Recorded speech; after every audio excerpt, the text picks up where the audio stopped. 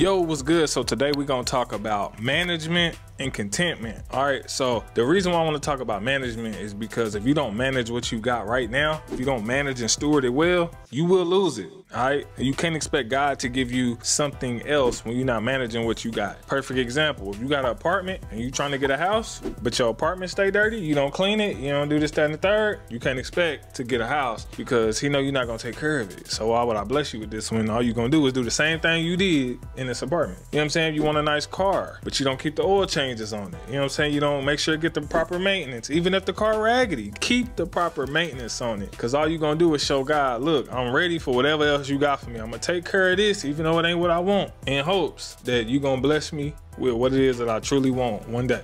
All right, so management is important. All right, and being content is important, because if you're not content with where you are right now in this very moment, then you will not get to that next level. You gotta appreciate where you at, because I promise you, I tell you all the time, the journey is the most important part. It's the funnest part. You know what I'm saying? It ain't fun while you're in it, but when you look back, you're like, man, I'm so glad I went through that, because you'll fully understand why you are where you are right now. Like, I fully understand why I am here right now in this moment. All the stuff I went through to get here was worth it. At the time, I didn't feel like it, but it was definitely worth it. The Bible says this: whoever loves money never has enough. Truest statement I've ever heard. Listen, one thing about this journey on making money, y'all, is that it will never be enough. Ever. A lot of people be like, oh yeah, if I had 10 million, if I had 1 million, if I had 6 figures, it'll never be enough. I promise you that. King Solomon, the richest man who ever lived, it ain't Mansa Moon, so I don't care what y'all say, but the richest man who ever lived said it best: all is vanity, all is meaningless, and the striving after win. He said striving after win because it's basically like, if you're chasing win, you're never gonna catch it. So whatever it is you think you got and you striving for, you're never truly gonna reach it, because we are not of this world. And I'm talking to my Christian people. We are citizens of heaven. You know what I'm saying? So everything we do here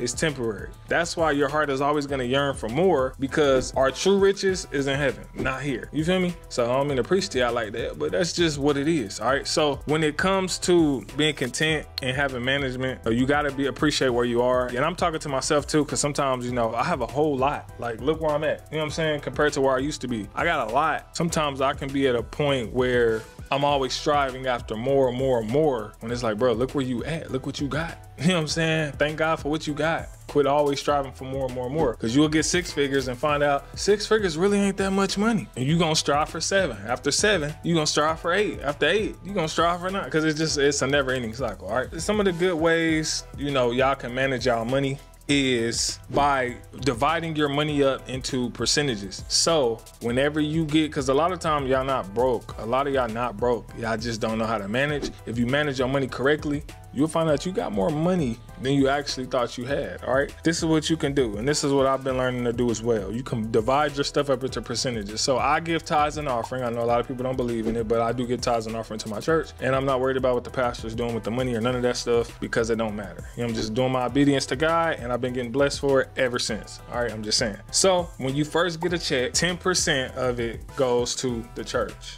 the pastor, whatever the case is. You know what I'm saying? It don't go to people, it goes to the church, because that's what's building God's kingdom. Now people ask, can I tithe into people? No, if you give money to people, it's just giving, it's not tithing. All right, so I give 10% to my church. Now y'all can debate with me all day on that, that's on y'all, but 33% goes to taxes. You gotta do that, because a lot of people think, you know, you make $10,000, you think you made 10,000, you really didn't. You gotta take 3,300 of that and move that over to the tax bracket. All right, and I did learn this, a lot of this, from a guy off YouTube as well. Forgot his name, but it was really dope information. All right, another 33% of that goes to the business account or the bills or whatever the case is. I get paid multiple times a month, so I could divide up a lot of different checks. And then the last 24% can go to personal use or split between me and my wife. You know what I'm saying? So just to give an example of what that looks like, if you make $10,000, 10% tithe will be $1,000 off of that. You get that to the church. The 33% will be $3,300 that goes to taxes. The other $3,300 will go to the business account for advertising and marketing, stuff like that. The other 24% of that first check will go,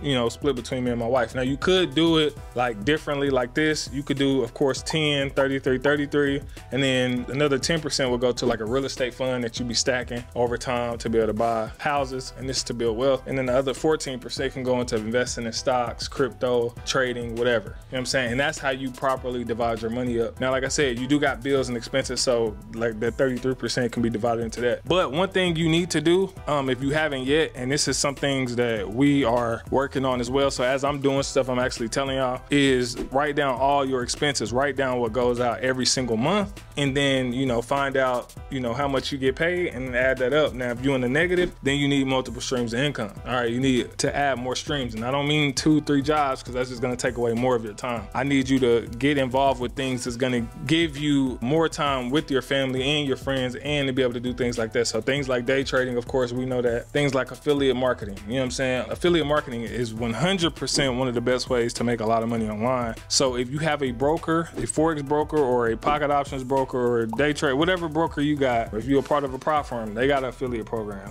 You sign up to it, get you a link. When people ask you what it is you do or how you do it, you send them your link, they sign up, you get paid as well, and they happy because they learning, they getting money too. So definitely do that 100%. You'll thank me later if you ain't already doing it. But yeah, you need multiple streams of income, because I mean, that's just the way of the world. I mean, you gotta have it, especially with everything that's going on now. So understand that it is God that gives you the ability to get wealth. So he wants you to manage and steward it well, because if you don't, I'm telling you, listen, this is something else the Bible says. This is in Proverbs 15-27. Whoever is greedy troubles his own household. Understand this, somebody who is greedy. So think about the markets for a second. Think about all the times you've been greedy and you lost a lot of bread. I'm talking about a lot over time. Like you done lost thousands and thousands. You troubling your own household. And I'm talking to myself too, because I've done it. We're troubling our own households. And the reason why is because all that money could have went towards something else. That could have went towards, you know, being a blessing to somebody, or something, a bill, or paying off some debt or something. But you're just being greedy and you're trying to get as much as you can and then losing it all. So you troubling your own household. So remember that. The Bible always talks about a wise man thinks ahead. You know what I'm saying? That's in Proverbs as well. If y'all don't know, Proverbs is the book of wisdom. So if you ain't never read Proverbs, read that mug for real. And read Ecclesiastes, because it's gonna show you after all the wisdom, you still don't know nothing. Everything is vanity. You know what I'm saying? The reason why, like I said again, you want to be a good manager over the stuff that you have is because you're just gonna show God that you appreciate what he's done for you. You know what I'm saying? Regardless if you're not where you want to be, you still where you supposed to be. You know what I'm saying? Because at the end of the day, the journey again is the best part of the whole thing. It builds your testimony. You know what I'm saying? It's gonna build character and all that stuff that you need. You know what I'm saying? To help somebody else. We only go through stuff to be a blessing to somebody else. Because how many times have you went through something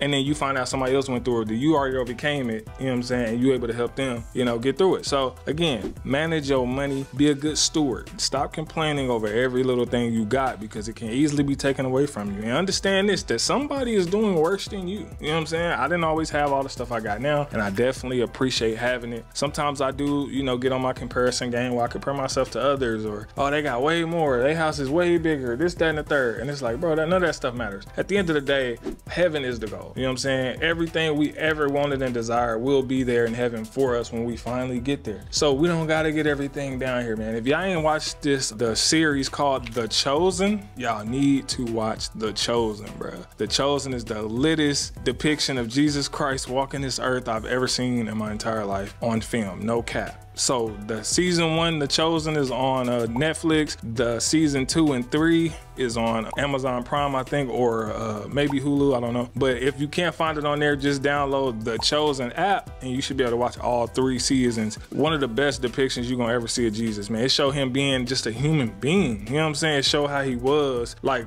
you know, in a way that we could understand, like, oh, that's dope. I didn't know Jesus would do something like that. That's crazy. I didn't know he would act like that. You know what I'm saying? But it just gives you that, and it goes straight from the Bible. You know what I'm saying? So it ain't just no made up stuff, but it's like for you to be able to visually see it. I'm getting off topic, but again, management and contentment is important because you have to have both. You gotta appreciate where you at, and you gotta manage what you got, all right? Because that's only gonna help you in the long run. Again, nobody's perfect, but don't use that excuse not to change. You know what I'm saying? I'm here to give you wisdom, knowledge, understanding from what I've already done, and he's gonna give you the higher wisdom, knowledge, and understanding of what you're supposed to, you know, know. But I'm set in place to do these things while I'm here, you know what I'm saying? So I'm not just gonna teach you Forex, I'm not just gonna teach you, you know, all this other craziness. I'm gonna teach you what you really need to know, all right? right? So with that being said, hopefully this video resonated with you. Let me know at the bottom if it's some stuff I missed or whatever. Let me know in the comment section, man. And Lord willing, I will be able to see y'all in another video. Holla at your boy. Peace.